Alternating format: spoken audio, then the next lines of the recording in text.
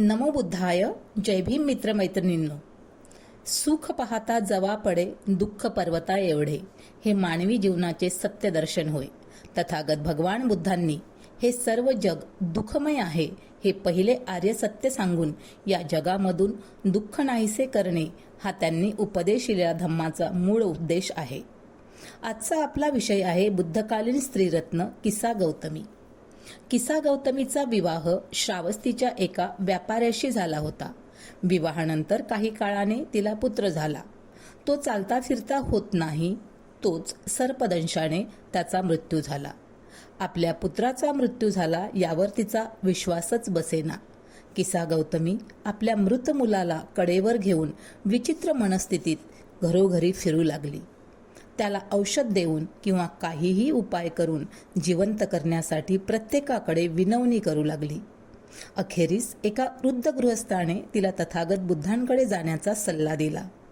ती भगवान बुद्धांचा धावा करू लागली. भगवंत, मला वाचवा, माझे दुःख दूर करा, माझ्या मुलाला जिवंत करा, असा आक्रोश करू लागली. भगवंतांच्या चरणी नतमस्तक होऊन म्हणाली, भगवंत, माझ्या मुलाला जिवंत करा, आपल्या अंगी सामर्थ्य आहे, माझ्या पुत्राचे प्राण परत आणून मला सुखी करा, मी जन्मोजन्मी आपली ऋणी राहील. बुद्धांनी तिचे दुःख ओळखले आणि शांतपणे तिला एक अट घातली. ते म्हणाले, किसा गौतमी, तू नगरात जा आणि ज्या घरी एकही मृत्यू झालेला नाही अशा घरातून एक मुठभर मोहरी घेऊन ये. मी तुझ्या मुलाला जिवंत करीन, पण लक्षात ठेव, त्याच घरातील मोहरी चालतील ज्या घरात एकही मृत्यू झालेला नाही. किसा गौतमी मोहरी मागण्यासाठी नगराच्या घराघरात गेली, पण ज्या घरात एकही मृत्यू झालेला नाही असं घर तिला मिळालं नाही. प्रत्येक घरात मोहरीचे दाणे उपलब्ध होते, पण जेव्हा ती विचारत असे, या घरात कधी कुणाचा मृत्यू झाला आहे का, तेव्हा प्रत्येक घरात उत्तर मिळे, आई, वडील, मुलगा, भाऊ, आजी, आजोबा, बहीण असे कोणी ना कोणी इथे मरण पावले आहे.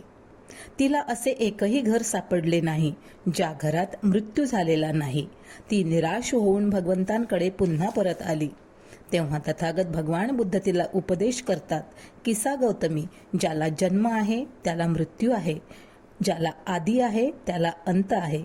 मृत्यू हे जगाचे अंतिम सत्य आहे. तू एकटीच या दुःखात नाही, तर जगात प्रत्येकाला मृत्यूचं दुःख सहन करावे लागते. वियोग हे जीवनातील अटळ सत्य आहे. हे नीट समजावून धैर्याने, विवेकाने या दुःखाशी सामना करून विजय मिळवायला हवा. भाऊ बहीण, माता पिता, मित्रमैत्रिणी, पती पत्नी यांचे आपले नित्य संयोग येतात आणि त्यांचा वियोगही सहन करावा लागतो. आपला पुत्र शेवटपर्यंत आपल्याबरोबर राहावा, वार्धक्यात तो आपली सेवा करेल या मोहाने, तृष्णेने तुला हे दुःख होत आहे. लाकडाची ओंडके समुद्रात लाटांबरोबर वाहत येतात. ती कधी जवळ येतात तर कधी दुसऱ्या लाटांबरोबर दूर फेकली जातात. तसंच मानवी जीवनाचं होतं. संयोग वियोगाचे चक्र अनादी काळापासून चालत आलेलं आहे. त्याला तूच एकटी अपवाद कशी होशील? सर्व नश्वर आहे. भगवंतांच्या उपदेशाने आपल्या पुत्राचा किसा गौतमीने अंत्यविधी केला. शोकाने माणसाचे मन अशांत होते हे सत्य स्वीकारले. तथागत बुद्धांच्या मार्गदर्शनाखाली धम्म स्वीकारून ती आध्यात्मिक जीवन जगू लागली. धन्यवाद.